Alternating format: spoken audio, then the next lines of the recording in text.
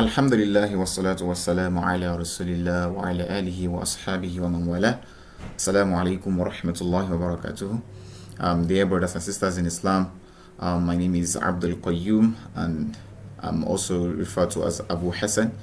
And in today's lecture, we'll be talking about how you can understand the Quran, how you can start, when you are reading the Quran, how you can start getting what you are reading, how you can start understanding the Quran much more better. So you know that you cannot understand the Quran except understanding the language that Allah subhanahu wa ta'ala has revealed it in, which is the Arabic language. And this is why most of us brothers and sisters are actually looking for a way to actually learn Arabic so that we can better comprehend the words of our Lord, and also at the same time we can communicate better with Allah subhanahu wa ta'ala. So because Allah is communicating with us when we are reciting the Quran, so it is not even proper for us not to learn about this language, because it is the language out of thousands of language that Allah has revealed to mankind. He chose this particular language. So this is even enough for us to make research and learn it as much as possible. I'm also a talib al-ilm, I'm a student of knowledge, and I don't know, even the part I know in Arabic is very, very small considered to the part I don't know yet. So but the Rasulullah said, خَيْرُكُمْ مَنْ تَعَلَّمَ الْقُرْآنِ وَعَلَّمَهُ. So the best of you are the ones that learn the Quran and teaches it also. So I'm basing this teaching off of not just anybody randomly looking to learn Arabic. If you are that kind of person, then marhaban. However, my main focus here is for us to better understand the Quran. Okay, this intro is very, very necessary because it is very, very important for us to define our purpose before we start learning Arabic. Okay, so now we have a lot of books that are for basic beginners, and we'll be taking these books one by one, inshallah. And I want you to let you know that I was once also in your shoes. I did not know anything in Arabic language.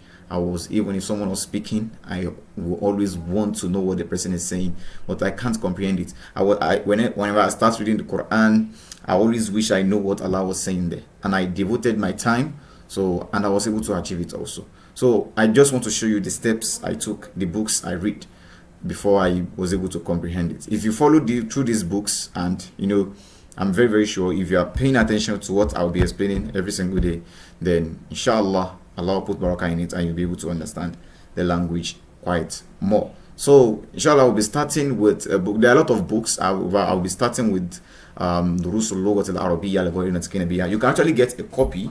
So I actually have a copy here, which it has parts 1, 2 and 3. So I actually have a copy here, right here. So the book is very, very good. In fact, it is very, very well explanatory. It is in Arabic, but the problem is that most of the people that have this particular book, you might not be able to understand it yourself. You need someone to actually explain it to you before you can be able to understand what is inside. There are English version of there are some people that have translated it online, but I would not recommend that. I've also tried that in the past.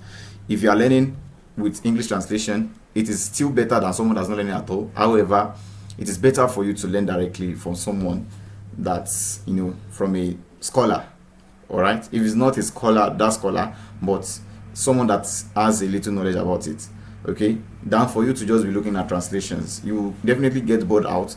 The number one, and you will not even achieve what you want to do. Okay, because you will not be able to memorize or even be able to follow through the lessons properly. So inshallah I will leave the link to the PDF right here in case you don't have the book or you cannot get access to it. I will leave a link in the description that you can use to download the book, and you can follow through whatever we are doing. So number one thing I want you to know is that this language, we need to be memorizing it. We need to memorize every single part of it.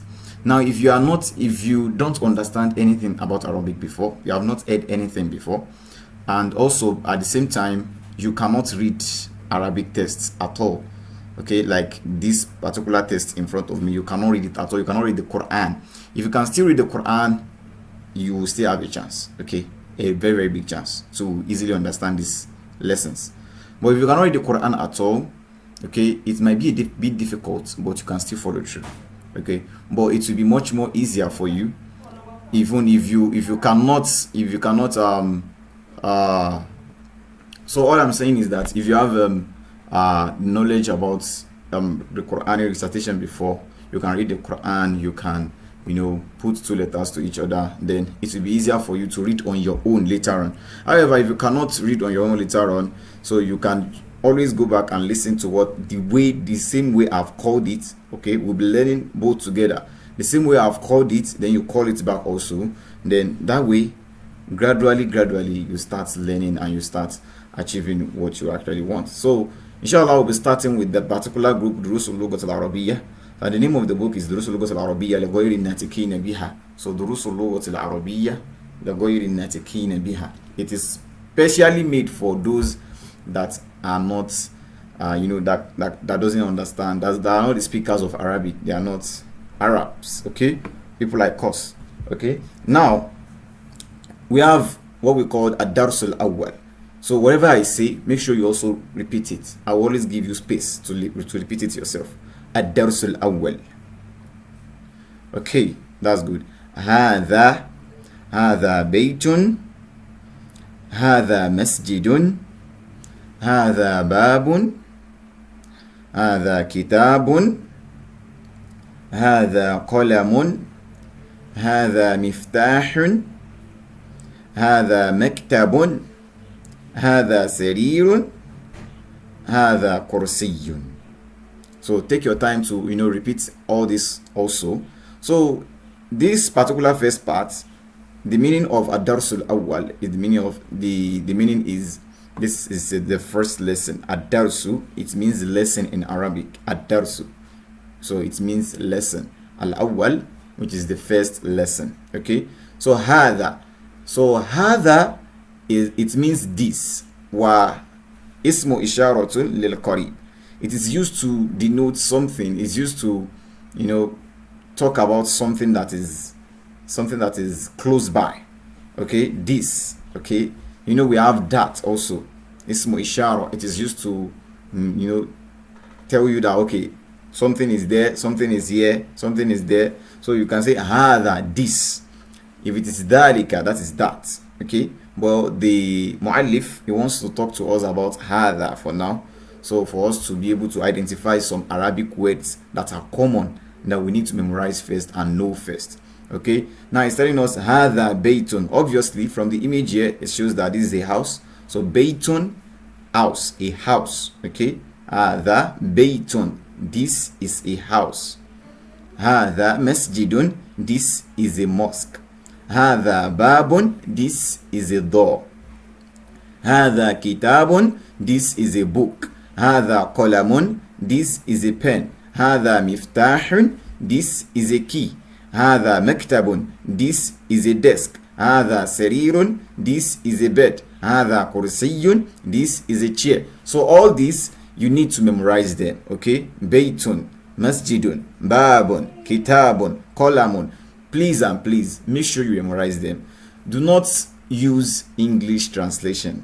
I have a reason for saying that. I've used the particular book that I used for translation, actually, you know, affected me for a long time. So make sure you are not using any English translation. Just listen to it as I'm saying it, then you memorize it on yourself. Okay, what the Sheikh called it, he said Baytun is a house. You can see the image yourself, right? So you'll be able to differentiate that. Okay, hadha Baytun, okay, hadha masjidun, hadha babun, this is a door. Hadha kitabun, this is a book. Hadha qalamun, this is a pen. Hadha miftahun, this is a key. Hadha maktabun, this is a desk. Hadha sarirun, so hadha sarirun, this is a bed. Hadha kursiyun, this is a chair. It's as simple as that. You just have to memorize it like that. So the Sheikh said ma hadha, what. Ma in Arabic language means what, okay. Ma hadha, what is this. Ma hadha, what is this. You might be thinking to yourself that where is the is that we are saying. inside this particular word. We have the first word, ma, and we have hadha. So where is the is that is there for me to say what is this? The Arabic language doesn't have the word is. Okay, doesn't have the word is. So like in other languages also, it is not compulsory for you to have every single word. It's just for you to get the concept. Okay, if we say ma hadha, normally if we have to translate it like that, we say what and this, what this.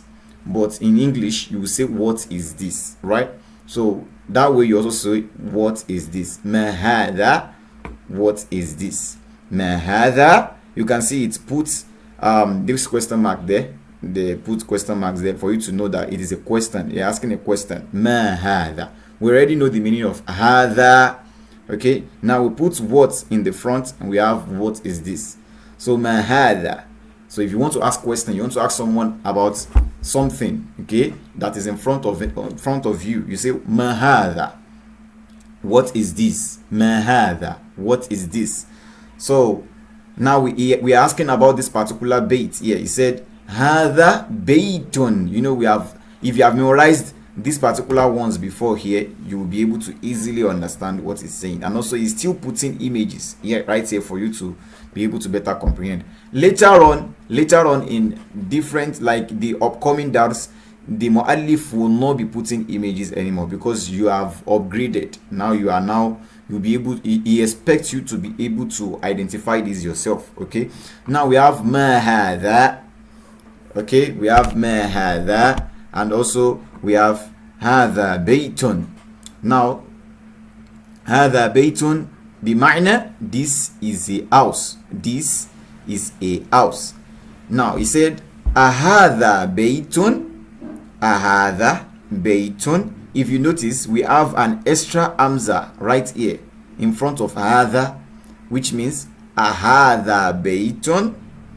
This hamza, it means it is used for, is called hamzatu al-istifhamiyya. Hamzatu al-istifhamiyya, and it is used for talabul fahm, for you to understand what someone is saying. If you want to understand what someone is saying, you want to have yaqeen, you want to be sure. Now he is asking, ahadha baytun, is this a house? You know, maybe the person is not sure, maybe you're not sure about something. Maybe someone brings you something and you say, I'm not sure about this thing. Ahadha, is this? So the hamza that is in front of hadha is used for, is what we call istifhamiyya. So it is used to, you know, verify what you are saying. Is this a house? He said na'am, yes. Hadha baytun, yes, this is a house. Ma hadha, what is this? Hadha qamisun, hadha qamisun, this is a shirt. Ahadha sarirun, ahadha sarirun. So remember, whenever I say it, you should also be saying it. Okay, I'm repeating it so that you also can say it as I'm saying it, so that you'll be able to, it will be fluent on your mouth. Ahadha sarirun, is this a bed?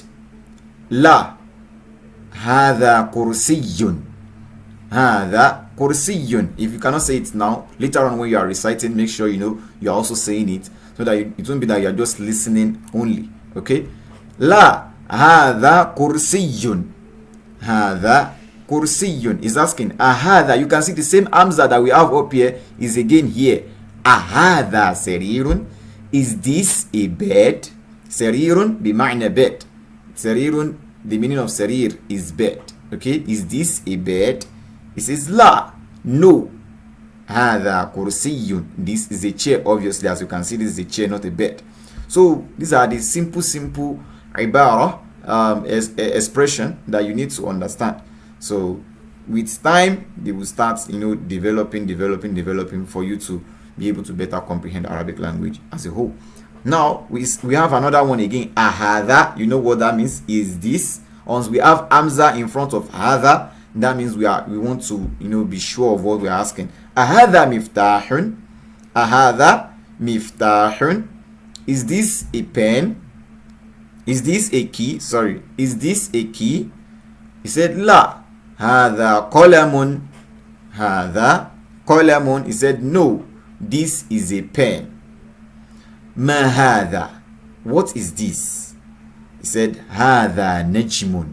This is a star. You can see there is, he's just asking. He doesn't know at all. He said, ma hadha. What is this? He said, hadha najmun. This is a star. Okay, now we have the tamreen. Okay, please and please, for this particular book, sometimes the tamreen, the exercise, tamreen means exercise. Okay, the exercises there are even much more important than the lesson itself. Like, I'm talking from experience. The exercises there are much more, even at times, much more important than the lessons, because the way they actually structured the book, may Almighty Allah actually put barakah in the affair of the writer. He has made it very, very easy for you to be able to understand Arabic. If you are following through the assignments and following through the exercises, and you are doing it yourself, by the time you are done with this, even just the part 1, you will have seen the difference. You'll be able to talk basic Arabic. Okay, by the time you are done with the part 1, we have part 1, we have part 2, we have part 3. Okay, now it says ma hadha, ma hadha. Now we want you to respond from what we have said earlier. What is the definition of ma hadha? What is this? Right now he's asking a question. What is this particular image? How will you respond? Normally, this is the way I want you to always, when you want to speak Arabic, or you want to comprehend what someone is saying. First of all, or if you want to speak, try and outline that word in English first, or maybe your language, your native language. First, say it in that word. Okay, what was my response before I translate it to Arabic? Now my response says this is a key. Now I know what I want to say. It is now the time for me to translate it into Arabic. This is a key, and I know that this is hadha. I know that Arabic doesn't have is. Then I know that key is miftah, from what you have learnt before. Miftahun is a key. So then I'll just put it together. Hadha miftahun. Hadha miftahun. So if I'm to say, you can see, we said this is a key. You have responded successfully. Now if I say ma hadha, what is this again? Also, you put the hadha in front and you say hadha kitabun. Hadha kitabun. This is a book. It says ma hadha again. What is this? Hadha qalamun. As you can see, the mu'allif is not putting any indication for you to. He expects you to have memorized it at this particular stage, to have known every of them, little by little. Ma hadha, hadha babun. Ma hadha, hadha baytun. Ma hadha, hadha kursiyun. So you can see. So these are, you already know the image. You already know this is a door, this is a house, this is a chair. So I'm just saying the Arabic version for you to know what it is. So please and please again, make sure you go ahead and memorize this particular, the first page. Okay, now we have again the second exercise. Okay, so the exercise you are going to do here yourself is to, if you are able to write Arabic, it will be even much more better. You just write it out. Ma hadha, then you respond hadha miftahun. Ma hadha, hadha kitabun. Okay, I will actually drop my email address so that when you are done, you can take a picture of your exercise that you have done. This way it will be much more encouraging, and I will be able to guide you through if you are making any mistake. I'll put an email in the description that you can you take a screenshot, you snap your assignment book, then you send it over, and I will give you a response inshallah at my free time inshallah. Now, so we are done with this particular exercise. That's the way you do this exercise. Then we have the second exercise. Ahadha baytun. Is this a house? So what will you respond? Is this a house? If this is a house, you say na'am. Yes, this is a house. If it is not, you say la. Hadha, whatever it is. No, this is whatever it is. You say it. You write the Arabic out. He asks again. Ahadha. You see the hamzatul istifhamiyya is always in the front for you to ask question in Arabic. You say ahadha miftahun. Is this a key? So if it is a key, you say na'am, hadha miftah. But if it is not, you say la, hadha, whatever it is. So you just say the Arabic. And also this also, hadha qamis, is this a shirt? So if it is na'am, hadha qamis, if it is a shirt, you say na'am, hadha qamis. If it is not, you say la, whatever it is. And we have hadha najmun, is this a star? So if it is a star, you say na'am, hadha najmun. If it is not, you say la, hadha whatever it is. So moving on to the third question, third exercise, the Sheikh said, Iqra waktub, Iqra waktub, read and write. That's the meaning, read and write. So we have hadha maktab. Now if you pay close attention to this particular stage, you can see that he has removed the indications that we used to know, maybe the fatha, the kasra. He has removed it from it. And if you are to check at the top, if you have to check, you can see it is here. Hadha masjidun. We have mim fatha ma, we have jim kasra g, dal dumateni dun, masjidun. Like we have all this there. But why has the muallif removed it? Over time he has removed it. He is still here, but he later removed it from this Iqra waktub. If someone has not seen this before, he can call it miktub, he can call it muktub, but you have saw it. He's trying to tell you that you need to memorize this with the letters there, with the way Arab used to call it. So you know that this is now maktab, you know that this is masjid, you know that this is qalam, okay, you know that this is sarirun, you know that this is hadha, you know that this is ma, you know that this is kursiyun, you know that this is baytun. So that way, because this is, if you see most of the books, most of the Arabic text, they won't write it like this. Most of the Arabic text, if you want to be able to read them, they won't actually write with all this tasjil, and put all these signs there for you to be able to read, like the Qur'an. Okay, they won't put it. Okay, this is the muallif trying to build you, for you to be able to for you to know that in Arabic they do not always write all these tasjil there. And let me just give you an example. So from one of the kutub here, so this is Kitab al-Adhkar, and as you can see, if you just take a look right here, just take a look at this book right here, you can see all the things here right here. For you to be able to read this, you must have known these individual words and how they are being called, how they are being pronounced, before you can actually read this.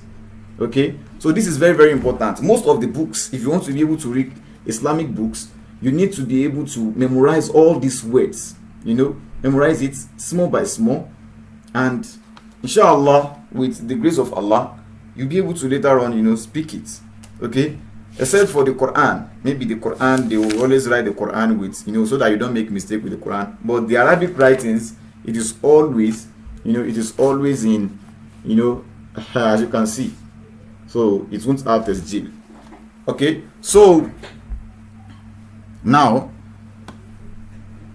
so you just read and write this down also. So what you put is put the sign there for yourself without looking at it. So without looking at it at the top, you just write hadha maktab, hadha masjid, hadha qalam. So you put the right tasjil there.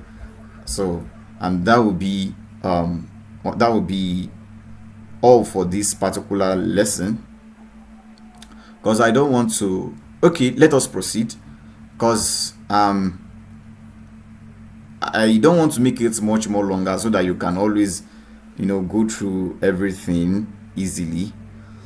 But I think I'll be calling, because we are almost 30 minutes in right now. So let us after we are done with this particular one, then we'll continue from manhada in the next lesson. Subhanakallahumma wa bihamdik, ashhadu an la ilaha illa ant, astaghfiruka wa atubu ilayk. Assalamu alaikum wa rahmatullahi wa barakatuh.